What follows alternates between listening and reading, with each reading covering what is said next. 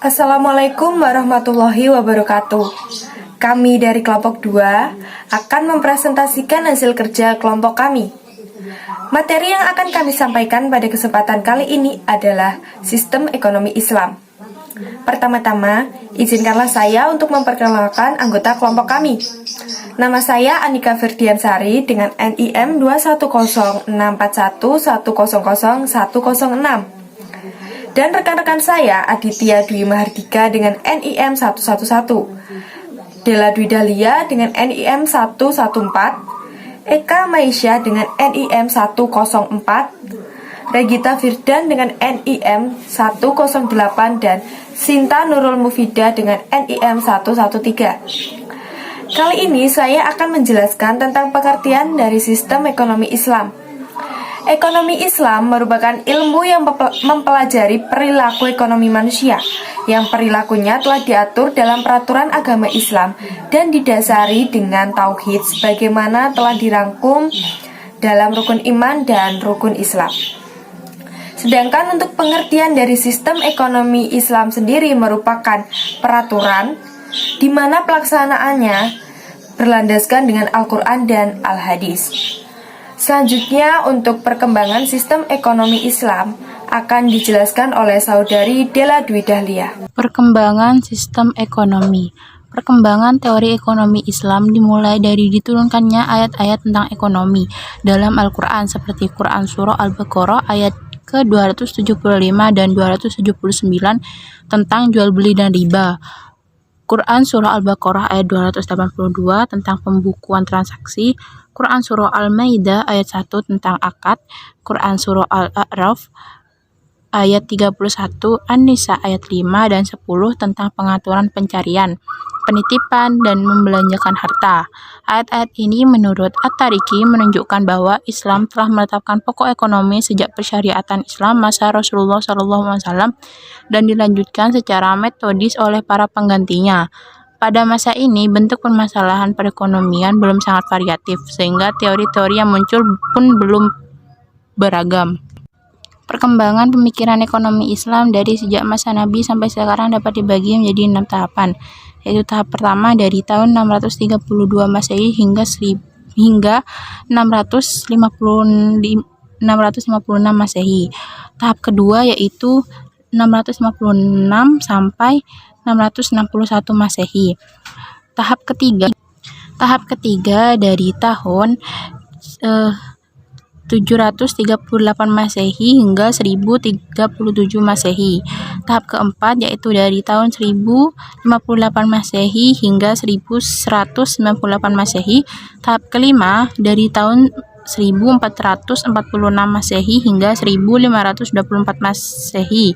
Tahap keenam dari tahun 1931 Masehi hingga 1933. Zaid bin Ali adalah penggagas awal penjualan suatu komoditi secara kredit dengan harga yang lebih tinggi dari harga tunai. Kemudian, Abu Hanifah yang lebih dikenal sebagai imam mazhab hukum yang sangat rasionalistis, ia juga menggagas keabsahan dan kesahihan hukum kontrak jual beli dengan apa yang dikenal dengan bai al-salam dan al-murabah.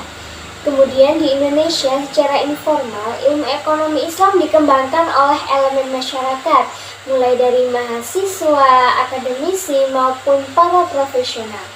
Di antaranya adalah International Institute of Islamic Thought yang telah menyelenggarakan kuliah informal ekonomi Islam di beberapa perguruan tinggi terkemuka di Indonesia.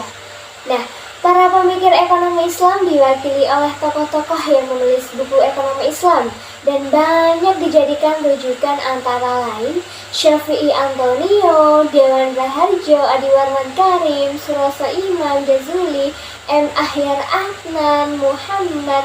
Nah, seiring dengan perkembangan pemikiran ekonomi Islam tersebut, beberapa perguruan tinggi yang mengawali membuka pendidikan tinggi ekonomi Islam adalah UNER dengan S3 Ekonomi Islam, UI dengan Ekonomi Islam di Magister Studi Islamnya, kemudian Sekolah Tinggi Ilmu Ekonomi Islam Tazkiyah, Sekolah Tinggi Ilmu Syariah dengan jurusan Muamalahnya. Nah, dari 3 pendidikan tinggi tersebut berkembang sarjana, master, doktor ekonomi Islam yang mewarnai wacana ekonomi Islam di Indonesia. Secara de jure, jurusan ekonomi Islam pertama kali yang mendapat izin operasional dari DEPAK adalah jurusan ekonomi Islam Fakultas Ilmu Agama Islam UI pada tahun 2003. Nah, perkembangan ekonomi Islam di pendidikan tinggi setelah itu terjadi sangat kuatnya di IAIN, UIN, STAIN, PTAI swasta, sampai perguruan tinggi umum juga membuka konsentrasi atau jurusan ekonomi Islam. Keunggulan sistem ekonomi Islam. Beberapa kelebihan-kelebihan dari ekonomi Islam atau ekonomi syariah sendiri diantaranya sebagai berikut. Yang pertama, terdapat moral dan etika. Pada ekonomi Islam atau ekonomi syariah, penggunaan secara tidak langsung dihadapkan kepada serangkaian moral dan etika. Hal ini karena Islam mengajarkan proses konsumsi yang tidak hanya mementingkan kepada aspek kepuasan materi saja, tetapi juga digunakan untuk memenuhi kebutuhan sehari-hari. Saat melakukan proses jual beli, misalnya Islam mengajarkan beberapa norma yang harusnya ditaati oleh para pelaku ekonomi tersebut. Yang kedua, proses distribusi yang berazaskan kepada keadilan. Sistem ekonomi Islam menjadikan keadilan sebagai salah satu azas utama yang wajib dipatuhi. Islam memberikan batasan-batasan dalam distribusi fungsional agar tercipta kestabilan dalam suatu kesejahteraan ekonomi. Hal tersebut jelas berbeda dengan prinsip kapitalisme yang cenderung menimbulkan kesenjangan. Begitu pula sistem ekonomi sosialisme yang cenderung menikmati kemiskinan bersama. Yang ketiga, kebebasan dalam mengambil keputusan. Islam memberikan kebebasan kepada manusia untuk mengambil keputusan yang dilandaskan pada nilai-nilai tauhid. Kebebasan ini akan mengoptimalkan kemampuan dan keputusannya yang berhubungan dengan ekonomi tanpa disadari paksaan siapapun. Yang keempat, sistem pemasukan aman. Sistem pemasukan yang cukup berbeda dari sistem ekonomi konvensional. Pemasukan tersebut dilandaskan pada aktivitas yang menghasilkan laba dan modal. Karena tujuan ekonomi Islam yaitu menghilangkan sistem bunga hingga pencapaian tetap dari berjalannya suatu aktivitas ekonomi. Nah, di sini saya akan menjelaskan prinsip-prinsip tentang ekonomi Islam. Nah, di sini prinsip-prinsip ekonomi Islam terdapat 5, yaitu pertama, pendayagunaan atau penjatahan konsep yis dalam mengentaskan kemiskinan. Pada prinsip ini, umat Islam dianjurkan dengan sangat, bahkan pada kondisi tertentu diwajibkan untuk membelanjakan harta-hartanya ke jalan Allah. Dalam arti yaitu membelanjakan dalam arti ini yaitu membelanjakan pada orang-orang yang kaum duafa, fakir miskin, yatim, dan lain-lain yang termasuk dalam 8 asnaf mustahik zakat. Hal ini ditujukan agar dapat terwujudnya kesejahteraan dan keadilan sosial dalam umat Islam. Yang kedua yaitu larangan riba. Amat jelas sudah surat-surat di dalam Al-Quran, terutama pada surat Al-Baqarah tentang larangan melakukan riba bagi umat Islam. Dalam dunia bisnis dan dalam perbankan dikaitkan dengan bunga. Namun sebenarnya tidak hanya itu.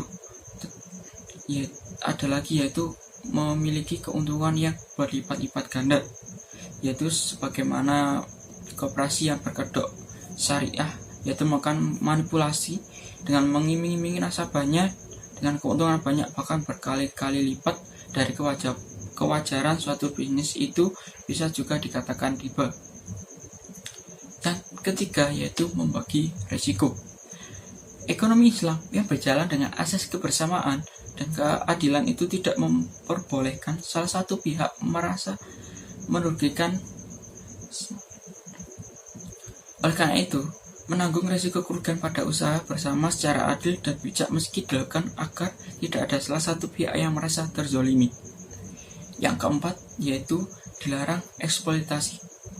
Kegiatan ekonomi dilarang menyebabkan terjadinya fenomena eksploitasi.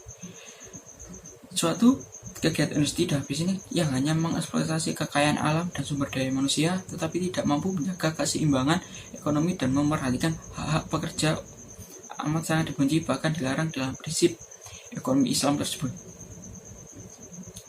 Yang terakhir, yaitu yang kelima, yaitu menjauhi usaha yang bersifat spekulatif.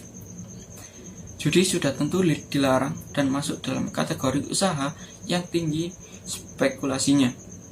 Sistem ekonomi kapitalis berbagai bisnisnya banyak ditopang dan didukung dengan model spekulatif ini. Umat Islam jangan meniru model bisnis macam ini, meski dijauhi sejauh-jauhnya, karena konsep ekonomi mereka tidak dituntun oleh nilai-nilai agama dan bisa menyesatkan bagi masyarakat Islam. Pentingnya penerapan sistem ekonomi dalam Islam. Pentingnya ekonomi Islam bisa membawa kesejahteraan yang merata bagi masyarakat karena menganut prinsip-prinsip yang didasarkan pada keseimbangan. Pondasi ajaran agama juga memiliki peran untuk meluruskan disorientasi ekonomi dari sistem konvensional yang lebih dulu dikenal awam. Tak hanya itu, ekonomi Islam juga menawarkan solusi keadilan dalam transaksi ekonomi. Jadi, kesimpulan dari sistem ekonomi Islam adalah 1. Sistem ekonomi Islam secara sederhana merupakan sebuah peraturan di mana pelaksanaannya berlandaskan dengan berbagai syariat, yaitu Islam, dan selalu berpedoman pada Al-Quran maupun Al-Hadis. Yang kedua, prinsip ekonomi Islam diantaranya prinsip kejujuran, prinsip kesucian, prinsip keadilan, prinsip ukhuwah, prinsip profesionalisme, prinsip berjamaah, prinsip keseimbangan, dan prinsip universal. Yang ketiga, pentingnya ekonomi Islam bisa membawa kesejahteraan yang merata bagi masyarakat karena menganut prinsip-prinsip yang didasarkan pada keseimbangan. Mungkin itu saja dari kami, kurang lebihnya mohon maaf. Saya akhiri, wassalamualaikum warahmatullahi wabarakatuh.